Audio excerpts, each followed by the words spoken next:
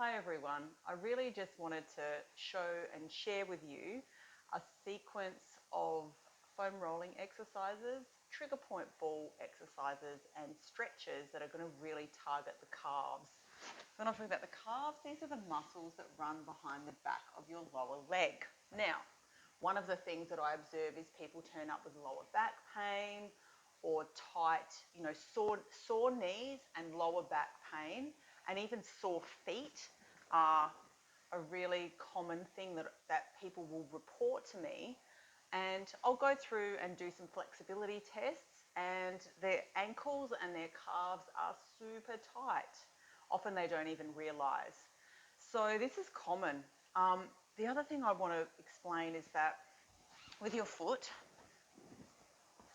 if you can't pull your toes back towards you, we call this dorsiflexion.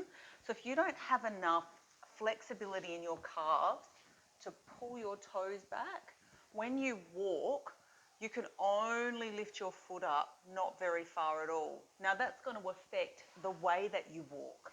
So you'll hear me talk all the time about making sure that all of the parts of your body are moving well and doing their jobs, because if they don't, there is a flow over effect to another part of your body.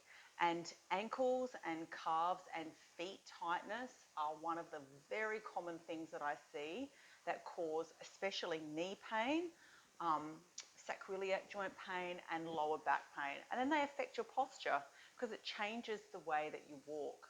People often come in and talk to me and say, oh, I'm a real stamper when I walk, or my knees hurt when I walk. And when I check the flexibility around their ankles feel like concrete blocks and their calves are like concrete blocks. So this sequence is really going to help you. If you feel nothing at all when I show you these trigger point and foam rolling exercises and then show you the stretches, you will be one of the minority of people. For the rest of us, myself included, I have to do these activities very regularly, probably 2 or 3 times a week. And in addition to that, I have to actually make sure I wear good shoes. So I wear orthotics in my sneakers, and when I'm not wearing my sneakers, I have Birkenstocks that I wear or Birkenstock inserts that I put into all of my shoes. If I walk around barefoot or I walk around in thongs or non-supportive shoes, particularly my right ankle, which does give me some grief, stiffens up and gets very, very sore.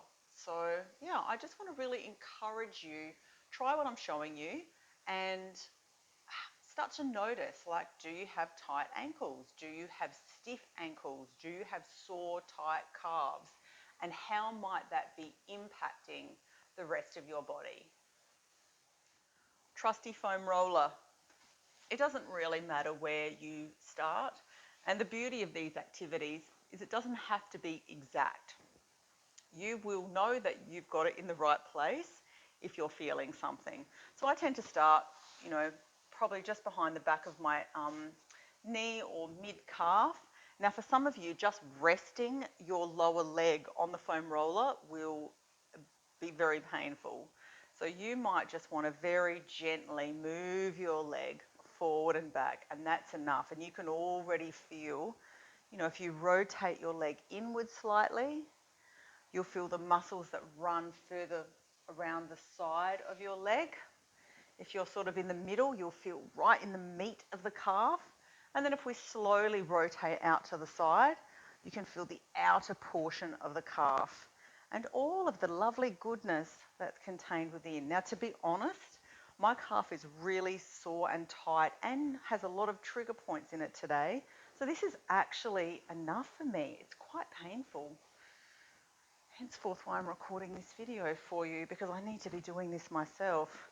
So I'll go all the way back to behind the back of my knee. Now right in behind the back of your knee is where all the muscles and the tendons come and join up. And if you sort of put your hands in behind there, you can feel that. So come right up and be gentle behind the back of the knee, very gentle. Now, if you want to make this harder, one foot over the other. just the weight pressing down and pushing your leg into that foam roller, that alone will make this even more painful, possibly taking your breath away. Now, once you've sort of got a handle on this, one thing I do discourage people from doing is lifting their bottoms up off the floor. So I have seen people doing it like this, lift and push forward and back. But you can see how much strain that is for me in my shoulders, my neck, my wrists, and there's really no need for you to do that. I've got my bottom completely resting on the floor, and I'm lightly using my hands to push forward and back. If you feel any pressure in your wrists while you're doing this, just move the hands a little bit further back. And the idea is not to be taking a lot of pressure in that upper body at all. So both sides for that in this lower limb. Now, I could teach you a whole sequence of foam rolling, but I'm going to discipline myself and keep this limited to the calves today. Now, I've got my 3 trigger balls. All of these will target the calves a little differently. So again, as you practice this, you'll start to get better at knowing which one you want to use. So because I've got a knee injury on this side that I had surgery, these tissues behind the back of my knee get very tight. So I will actually use that one right behind the back of the knee and just gently massage. Then I'll move that down into the middle of the calf. And again, I can feel around this outside portion of my calf, there are some nasty trigger points down through there. And I've been doing a lot of yoga, and in the classes I've been doing, there's a lot of standing on one leg. And when you do that, it requires your ankle to stabilize a lot, meaning my calf's been really working hard. So I can really feel this. The same process that you did with your foam roller, rolling in, so you're getting this part of the calf muscle, then keeping it nice and straight so you get right down the back, and then doing this outside portion. Now, don't forget the Achilles tendon, which is right down the bottom here. You want to massage right down to the attachment of that Achilles into the back of your ankle/foot. Oh, I've lost a ball. Here it is. So again, spiky ball, smaller, but obviously has the spikes as well. So slightly different again. And small trigger ball will really get in to some of those little trigger points or little tight areas that you haven't quite got into with all of the other tools that you've used.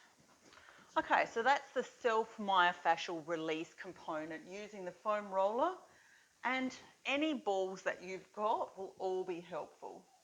Now from here, we're going to stretch. Now, for stretching, this little foam roller is my favourite tool. On the side, you can see it's a half foam roller. I've had this one for about 20 years, so they do last a really long time. Couple of options. You can either have it right up against the wall, put your foot so that you've got just a slight amount of the toes hanging over the edge. Press your heel down and lean forward. Or I'm just going to roll this yoga mat up slightly. This is often how I will teach it to my clients. We're going to have it away from the wall. Same thing again. Just a small amount of the foot over the top. Now for some of you, just standing here will be a very, very strong stretch. How far you allow your hips and chest to come forward determines how intense that is. It shouldn't be more than a 5 or a 6 out of 10. You need to ease off.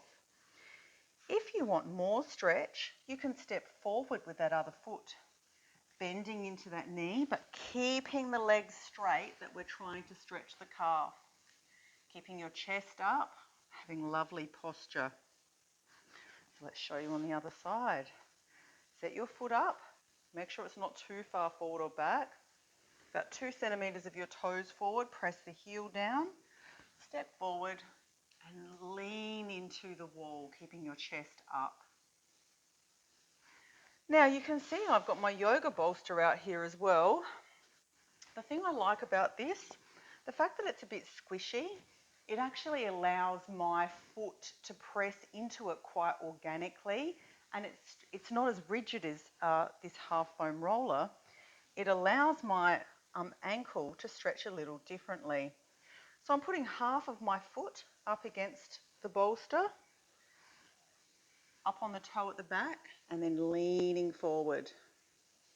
Now to stretch into the Achilles and the lower part of the calf, a slight knee bend. You can also do that with the half foam roller. Still having good posture, shoulders are relaxed. Let's do it on the other side. Stepping up onto the bolster. You can use anything, any cushion, anything that you want to put in front of your foot.